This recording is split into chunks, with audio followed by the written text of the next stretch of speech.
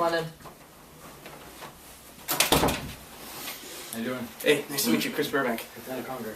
Chris Burbank. Chief Carl. Nice to meet you guys.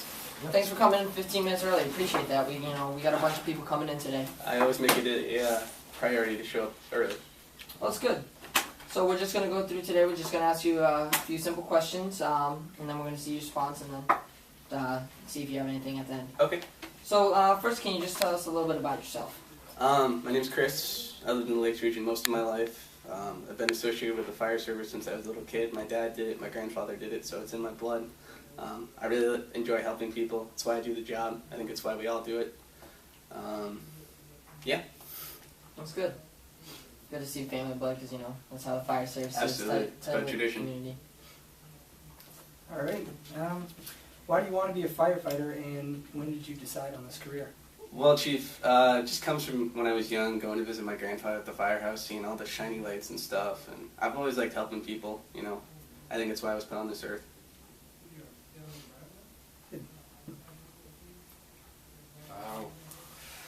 Say we hired you, and you were assigned to Group 4. Okay. What do you think you could bring to your team as a firefighter?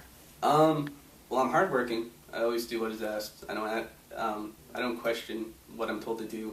I always show up early. I always leave late. I'm a very nice and caring person. I'm a good cook too. What if everybody's sitting around in the morning and it's your first day? What are you gonna do? What are you gonna do on your first day? Try to make a good impression. Get there early. Make breakfast, clean the house, clean the bricks, whatever is asked of me. Okay. I want to be part of the brotherhood. That's good. So, what are some of the strengths and weaknesses that you had in previous jobs, and what else are you going to bring to our department, your squad? What are you going to bring to them that's going to make them better? My strengths, like I said, I'm hardworking. I always show up early. I do what is asked. At previous jobs, I worked at a supermarket. I was fast-tracked to become the manager of the produce department. I have really good communication skills, very, very personable. One of my weaknesses is I just care too much. I get very involved. I'm too caring of a person, people would say. Okay. What would your previous employer say about you? Well, I hope they say I was a good worker. Well, my chief at the department I work now, I volunteer there. He's always approved me to go to classes and stuff like that. Over the past few years, he's heaped more responsibility on me because he knows I'm a good worker.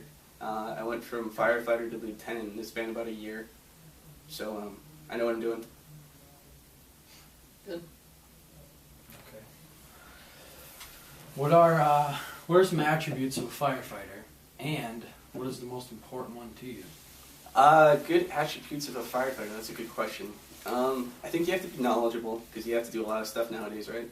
EMS, firefighting, hazmat, rescue. So knowledgeable. But ultimately, I think it comes down to being able to have empathy for people, because, we're going to be dealing with people on their worst day, so we have to be caring people in return to make it easier on them.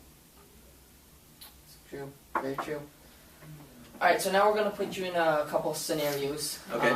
So one of them that I'm going to ask you is, you and your partner are on the way to transport a patient to a hospital. Okay. While driving your ambulance, a distraught woman comes out and stops you. She points to a house that is on fire, and she says there is a known child occupant in the building. What would you do? You have all your gear, you have all the necessary equipment for you and your partner to go in. What's the level of certification that my partner and I have? You are an intermediate, and Okay. your partner is a paramedic. Okay. Is the patient, is it life-threatening, like a status 1 or anything like that? No, he's in... He's stable? Yes, stable Okay. condition. Alright, since he's stable, and I don't want to abandon him, I would leave my partner, the paramedic, to make sure nothing happens to him, and then I'd ultimately have to put on my gear and try to go rescue the person. What if your partner said don't go? But we have a duty to act and protect the public, so I feel obligated to do it. I know that it goes against what we're supposed to do, the 2 in, 2 He out. starts arguing with you in the back to the ambulance. I'd still have to go, sir. That just seems like the right thing to do. I can't let an innocent person die. Okay. All right.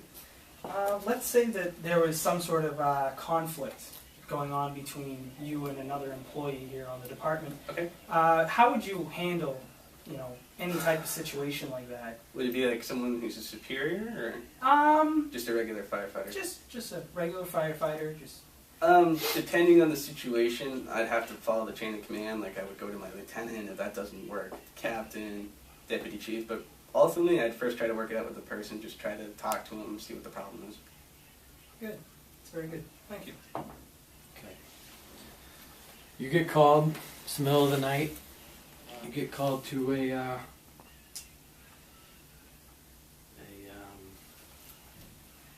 broken arm. Okay. An apartment building, Main Street. Okay. You get up there, you and your partner. Your partner left his radio down in the ambulance. Okay. You don't have a radio either. Okay. You get up there, and there's a woman lying on the floor holding her arm. Okay. The man, her boyfriend, let's say, is standing up in the kitchen, and he has a knife. He says, "If you touch her, I'm going to stab you." Okay. And your partner. What do you do?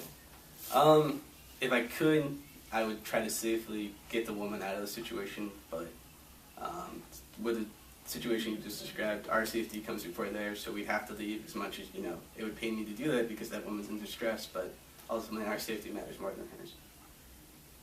Okay. All right.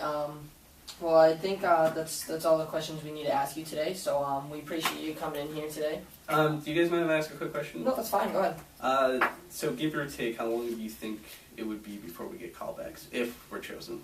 Well, it's a process. We have, I'm sure you know, Mm-hmm. full-time fire jobs getting into. Mm-hmm. There's a lot of candidates. Okay. Okay. We have another, I think it's 15 left today. Oh, really? Yep. Yeah. Okay. So we still have to do that. We need to take a couple days, go over our applicants, take the best 3, Okay. maybe do a second interview, Okay. depending on how we think or Okay. what we think about them. Maybe do a ride along. So time probably a week and a half. Week and a half?